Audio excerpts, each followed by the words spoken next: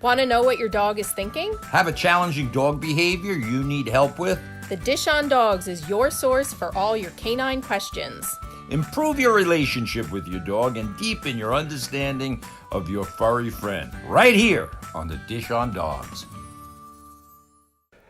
Welcome, everyone. Welcome to another exciting episode on the Dish on Dogs, the one and most informative show about dogs, the pet care industry, and humans, humanity and dogs, and how we sometimes clash and sometimes how we get along so wonderfully. I just, obviously, I'm here with the brains of the operation, the ultimate boss. I'm on my best behavior. That's right. Jackie's joining me. She's, she has, so we've been so busy moving along and developing the brand. So it's exciting to be with her once again in the studio. Jackie, I had two people on recently, Johannes and Maya from the Farmingdale, New York location. They're employees. It was one of the independently, each one of them, it was one of the most inspirational conversations I ever had, and Cooper will agree. They were like spokespeople for Houndstown, and they articulated their thoughts and dreams and everything so well. They started working in June in the middle of COVID. Last year. Year. Yeah. One was a bus driver, Maya, so she couldn't work, obviously, remotely, so she was really affected by it. Johannes got laid off because he was working at a warehouse. Both of them could have taken advantage of unemployment, all kind of stimulus, and the way that they described why they didn't, it really gives me hope that there's a whole generation of people that just aren't lazy.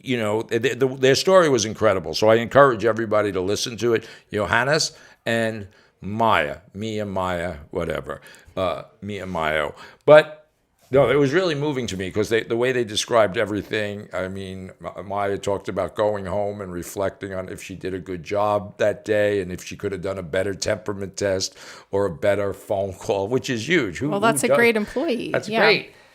And the Johannes, the same thing. He talked about how he came to doggy daycare and the energy. So I'm really, obviously, now more impressed with Jen and Maria than I ever have before because it's obviously, and I've always been impressed by that. Disclaimer. But what's the odds of two employees coming here? They weren't at gunpoint. It wasn't scripted. I didn't tell them to talk about this and that. And it was just, I can't even believe it. So they have something going on. And as I always say, they are the backbone of our business.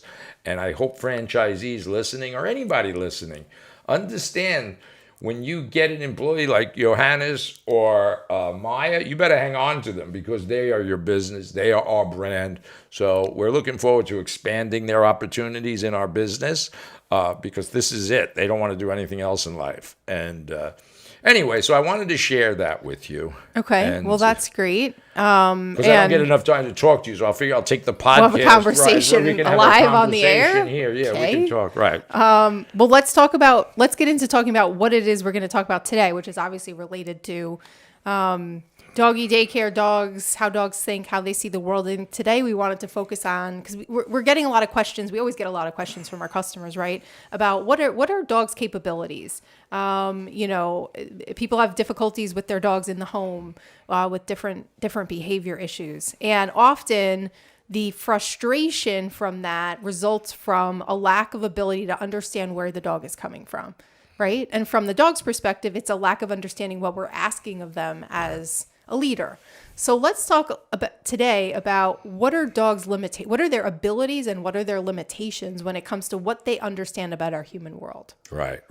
So that's a great question, and we're doing training now, and we're trying to train new franchisees how to do this, right? So we got to transfer our knowledge to people that don't have, frankly, a lot of knowledge about dogs. So we are susceptible or victims of what we read, what we hear, or what we see on TV. So if we see Rin Tin Tin or Lassie or whatever we see, even documentaries on service dogs, and it appears that they can do these amazing mystical things.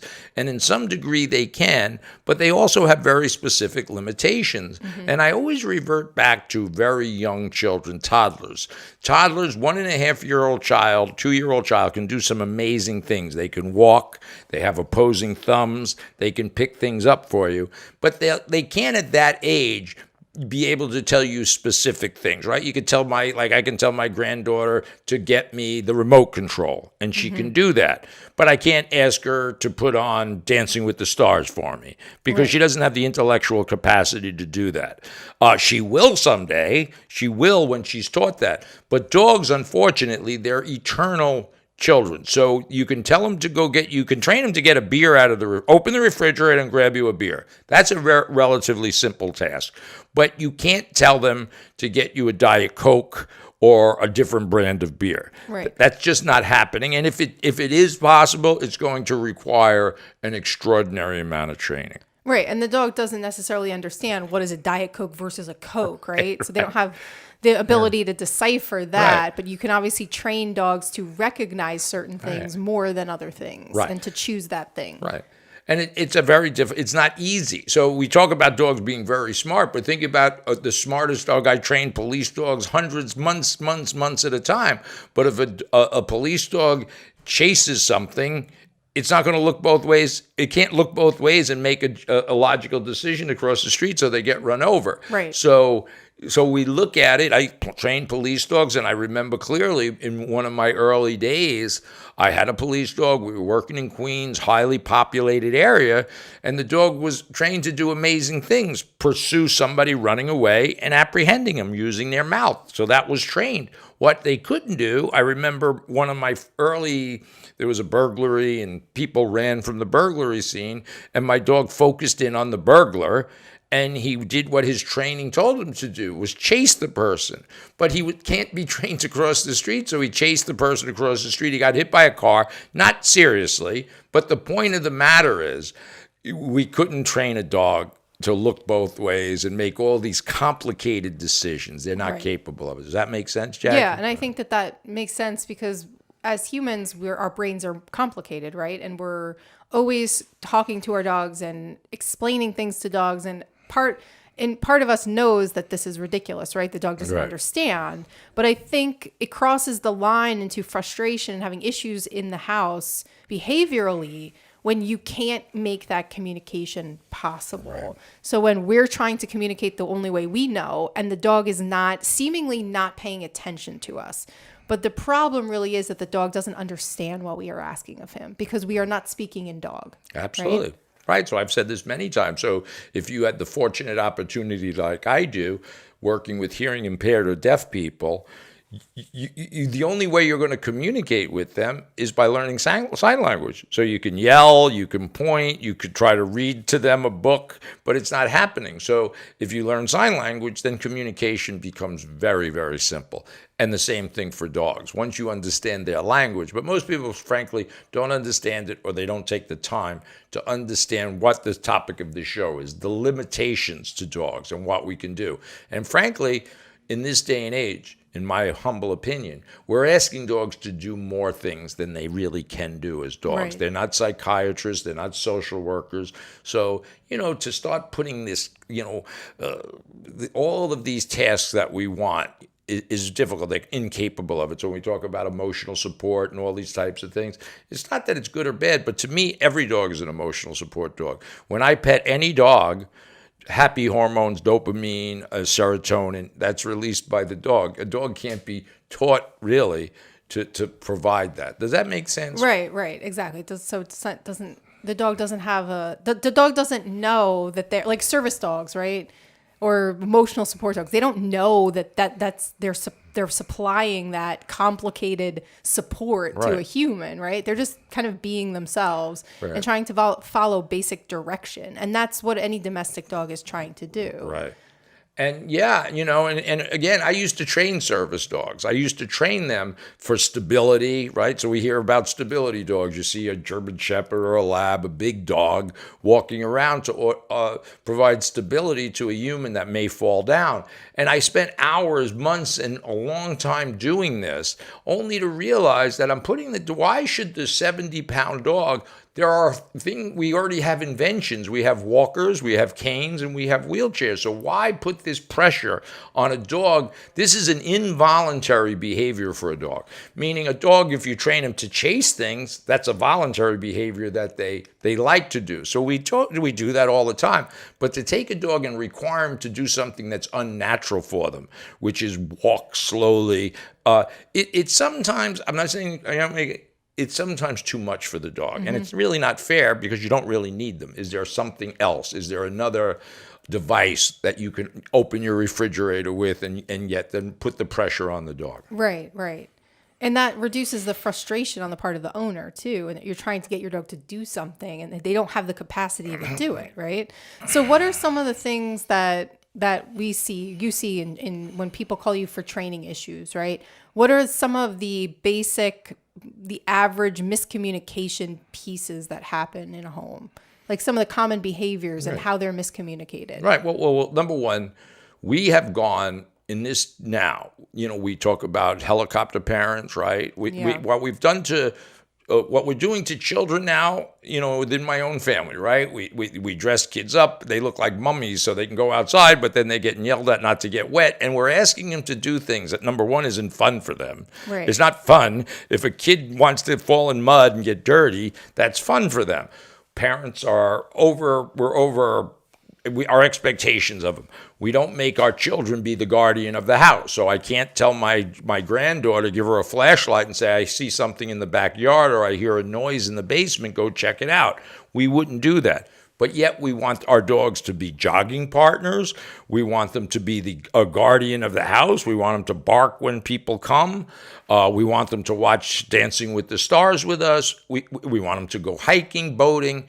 This is impossible. It's too much, Jackie. So we're asking dogs to be something that they don't want to be or they can't be. Right. And I think that relates to behavior issues. Like sometimes it's just nice to just let a dog be themselves. Right. And that doesn't mean to destroy your house, but maybe you just need to back off on asking them or expecting them to do all of these things that are human things that are not necessarily dog things. Right. And that's where I think we go wrong. Jackie, you're absolutely right. Just one thing that I'm thinking about this vision. I was sitting waiting for an Uber yesterday in front of a building with one of these glass revolving doors, a revolving glass door. So think of that for what is a revolving glass door to a dog. And I watched person after person trying to push their dog through the revolving door. The dog he's hitting in the glass because he don't see it. So his nose is smashing into the glass because he sees right through it. So glass is a foreign object for a dog. And then the back is swinging and pushing his ass forward. Right. So the dog's fearful. I mean, even a service dog, they're not born with a different brain. Right. Their brains are identical. That's a very good point. Right. I know we're wrapping up. But a dog brain is identical, whether it's a pit bull or a poodle. They're identical. Service dogs don't come from a special planet. They're dogs. They can be found at your local shelter. But what you're asking too much. The dog's brain is only capable of certain things. It has not evolved like our human brain, where it's full of emotion and all these kind of toxic things. So dogs are just dogs, whether they're a pug or a German Shepherd, their brains are the same. Leave them alone. As we say at Houndstown, let them come hump, jump, and dump. That's what they want to do. There's no more. Don't scream, don't yell. Leave them alone. Get off your ass, get your remote control. Right, Jackie? Yeah, so dogs have limits to what they can do. It's just like in your obligation as an owner of a dog is to also allow that dog to have fun. And that dogs, need to interact in their own way. And sometimes we just project ourselves way too in our expectations and our needs way too much on dogs. So we are advocates of not doing that. Helicopter dog owners, leave the dog alone. Let them dig a hole in your backyard. Don't let them do that. That's a natural fun for them. Don't overdo it. It really is toxic. And this is why I will tell you, Houndstown, whether you believe it or not, is that psychological outlet for them to come here and not be screamed at, yelled at. They come, they pee on the floor, No consequences. They have their experience. They sniff each other's private parts. No yelling, no screaming. They're allowed to do it. All right, we got to wrap up. All Jack. right, let's wrap it up. So catch us every Monday night at 8 o'clock right here on the Dish on Dogs podcast on Facebook. You can also catch us on YouTube on the Dish on Dogs and iTunes, Spotify, and all your other podcast platforms. We'll see everybody next Monday. All right, thank you. Good.